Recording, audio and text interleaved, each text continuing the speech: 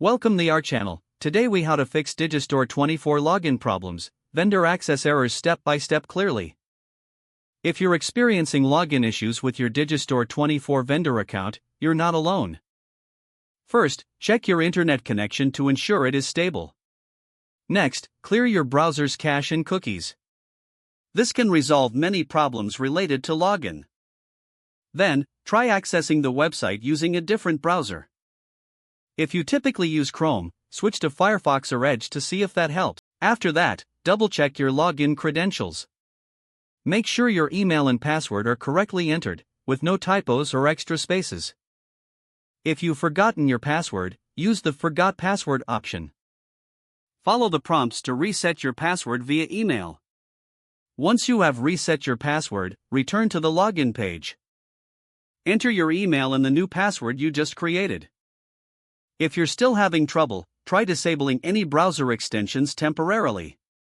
Some extensions can interfere with the login process. If you have two-factor authentication enabled, ensure you have your authentication device handy.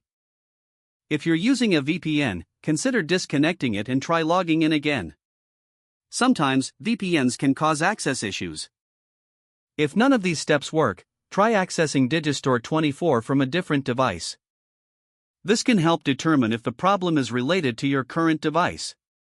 If you're still experiencing issues, check Digistore24's official social media pages for any reported outages.